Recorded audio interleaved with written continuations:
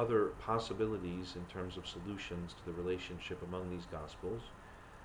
We have those who suggest that there is a multi-document theory, so that there would be a number of written sources in existence, written records of some aspect of Jesus' ministry that then find their way into the Gospels as sources and then would explain that written relationship. So probably the most common example for posing a written source other than the Gospel concerns the Passion narratives, where the parallels among the three Gospels are fairly close, and it may be possible that people began to write the Passion down first before there was ever a written Gospel. Or there may be likewise a mixture of such written sources with oral sources. We want to remember that in the ancient world, people would have had a much better memory for listening to material and then repeating that material. It was such an important part of transmission in that society.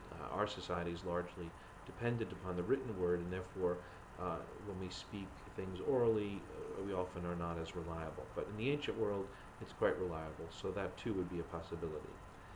Again, our problem, though, here, as we saw with the other solutions to the problem, is that a lot of these theories have to suggest some kind of lost gospel at every turn, or lost source at every turn. And again, it's lost. We don't have these things. We can't prove these things. So it leaves us entirely in the realm of speculation. There are a number of theories that try to propose the priority of the Gospel of Matthew, meaning that the Gospel of Matthew is the earliest of the Gospel traditions. And in this instance, Luke would have used Matthew, and perhaps even Mark would have used Matthew in his writing. The idea that Matthew comes first is encouraged by the fact that it appears first in the New Testament, although we know today that the arrangement of the New Testament books has nothing to do with the order of their writing. It has to do with other matters. And in this case, Matthew is placed at the head of the New Testament because of its close relationship to the Old Testament and Jewish tradition. And so it forms something of a bridge between the Jewish tradition of the Old Testament and the Christian traditions of the New Testament.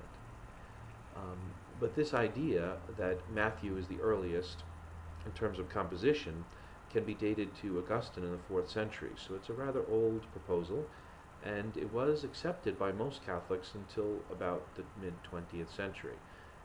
And in this theory, the idea would be that Mark would have abbreviated the Matthean account. So Mark takes the more complete Matthean account and then abbreviates it, gives a shorter version of it.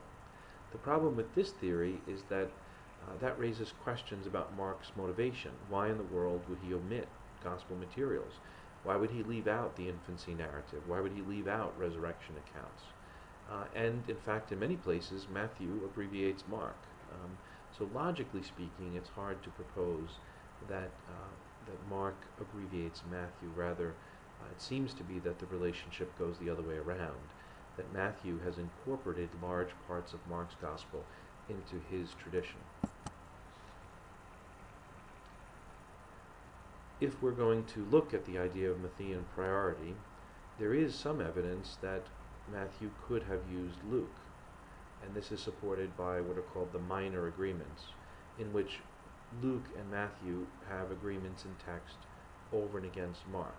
So it may be material that's also covered in Mark, but the language matches between Luke and Matthew, suggesting some kind of relationship there. But our problem there, logically again, is if Luke is dependent on Matthew, so if Luke is using Matthew as a source for his gospel, why is it that we find accounts that differ from one another in the two gospels? Why wouldn't Luke want to resolve some of those differences? And then we have the other question that concerns Q. Now, I haven't used this language yet. We'll come back to the definition of Q in just a moment, but Q is referring to material that is common to both Matthew and Luke, and this is another proposed source. But in these passages, Luke uses this material differently than Matthew. So again, why would he leave those differences if he were working with a written copy of Matthew? So while these proposals, the most common proposal would be the one called Markan priority. Here the proposal involves the composition of Mark's gospel first, and the use of Mark by Matthew and Luke. Now here again, though, some still propose that Luke has actually in his possession both the Gospel of Mark and the Gospel of Matthew, but of course that proposal faces the same problems it did in the earlier scenario. So the majority of scholars are going to hold that Mark's Gospel is the first one composed, and that Matthew and Luke both possess copies of Mark, independently of one another. So each one will use Mark as a source, and in this case, they will use Mark as a written source, not merely the oral repetition of the Gospel.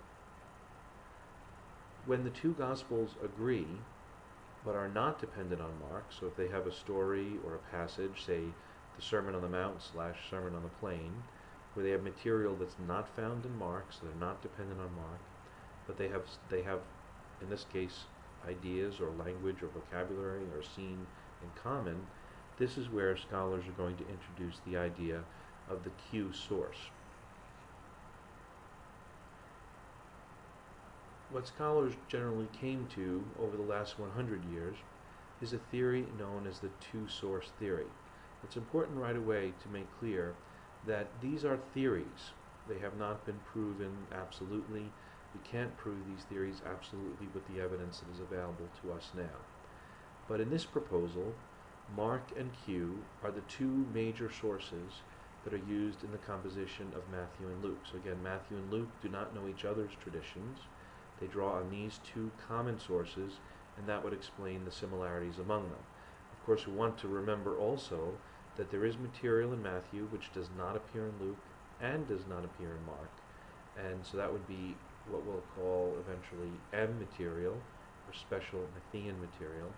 And then there is material in Luke that is not found in Mark and not found in Q, and that material is usually labeled as L material, or special Lucan material.